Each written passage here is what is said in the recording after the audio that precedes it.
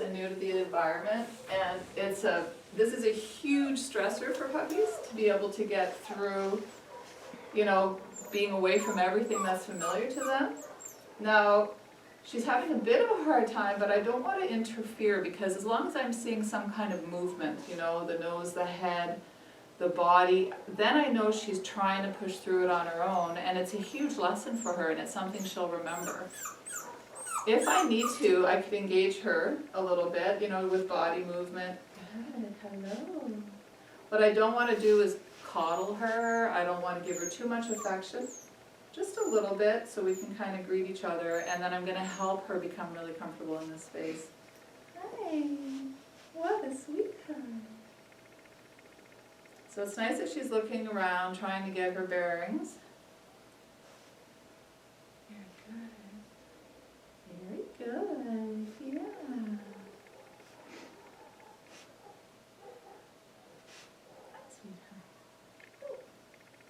So I have a soft body, soft eyes when I look at her. You know, I don't want to intimidate her whatsoever. When she comes in, I'm not square on. I'm on an angle. All those little things help her along a little bit. What you're going to want to do is, when you bring this puppy home, you know, make sure that there aren't a whole bunch of people there to just kind of pounce on her and give her loads of affection, because she needs to acclimate, right? She needs to have her time to get comfortable. Good girl. Yeah. So when she turns into me, I reward her for that. Yeah, that's a very good job. Very good. You see how the tail slowly. Sometimes it's like a switch. Sometimes they're like this, and then all of a sudden they just kind of get out of this kind of zone that they're in. Their tail pops up and they bounce all over the place and have a wonderful time. You just never know what you're going to get. Right? Hi, you. What you doing? So with puppies with a higher social focus, what we want to do is make sure to do your crate training. Not only at night, but throughout the day a little bit. It's really important that she is not always with you. You've got to be able to come and go, and she's got to be okay with it. So the good news is that's what they do here at Cantope right now. And you want to continue that when you get into your home. So from the first day, you know, you're doing all the things that you want. So we want to make her feel really good every time she comes to us. Hey, good, look at you. Good job, good job. So a little tickle, a little praise. Very good. So we make them feel really good, because that's what dogs do. They'll repeat something that makes them feel good. Very well done. Yes, good job.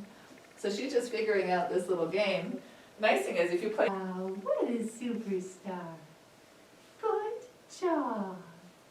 Good job. And it's a really great bonding exercise as well. Good job, yes. Very good. Very good. Okay, let's go on and do our next exercise. There we go. Yes. So a little bit of muscle tension here, but there's no resistance. Really doing a wonderful job.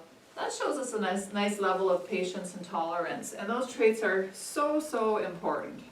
So we don't want to lose those traits when we're raising our puppies. Follow the program, the Happy Puppy Training Kit, and then follow that format of training later on. The next exercise here.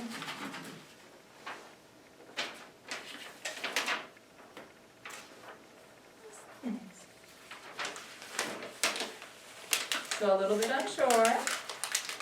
So when she's feeling a little unsure, she kept looking to me, running around behind me.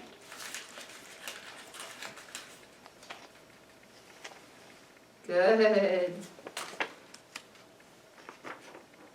Very good job. Very good job. So what I was looking for was her being keen to interact, and then her being very good. Her being focused and investigating, so curious, having that confidence to do that, but also looking to me afterwards to celebrate her success. That's a huge one, because if we get that, very good, look at you, what a good job. If we get that, then we get a puppy that's eager to work with you and eager to please you, right? What a good job. Oh. So I love food rewards for training. The one thing we want to really be aware of is their energy. So if you pull out a certain kind of treat and your puppy starts doing circles and spinning and jumping because she's so excited about the treat, then you need to use a different type of food, because you got to remember the whole purpose for the food reward is to reward them for being able to give you a sit or whatever it is. If they're super excited about the treat, they can't focus, so you're not setting them up for success. Really high levels of excitability. Her level is really nice. All right, I'm going to put this here.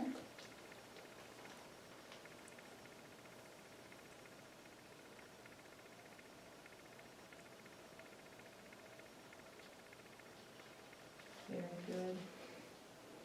So problem-solving skills is really good. That's adaptive intelligence in dogs, and you know, if you raise your puppy the wrong way, they don't develop that, and they become more reactive and everything later on. But if you raise your puppy in a way where you're constantly nurturing that adaptive intelligence, then they become problem solvers and they think through things later. So it makes for a more balanced dog later on.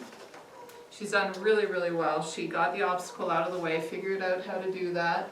And again, the energy, like she's doing this in a controlled manner as well. So it's pretty amazing how quickly they bond to someone. We'll do that same distance. That was perfect last time. Okay, come on you. Come on you. Come on, let's go this way. Come on. So there's something up there. Yeah. Yes, you know something's going on, don't you? Get together. Very good. Very good. Oh, what's this here? Look at it turning your head.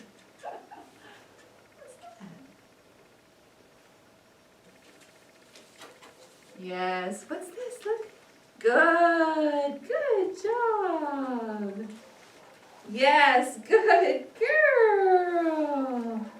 Again. Good job. Very good.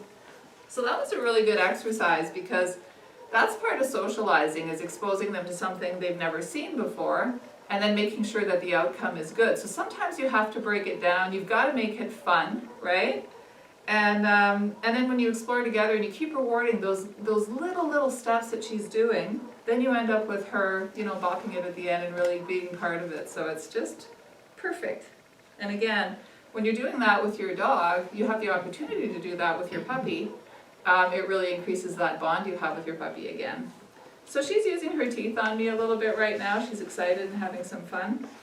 When she gets into your home, it's going to be no teeth on skin, because we're going to transition to bite inhibition with no contact whatsoever. So that's what we call a bond-oriented bite inhibition, and that information is in the Happy Puppy Training Kit for you. All right. If you play this at home, if it's not on carpet, then you have to be really careful how fast you go and the turns that you take. So she's following me. She's not following this thing. She's kind of looking at it, but she's following my movement more than anything. So we're not seeing a very high instinctual prey drive in this puppy. She's really low.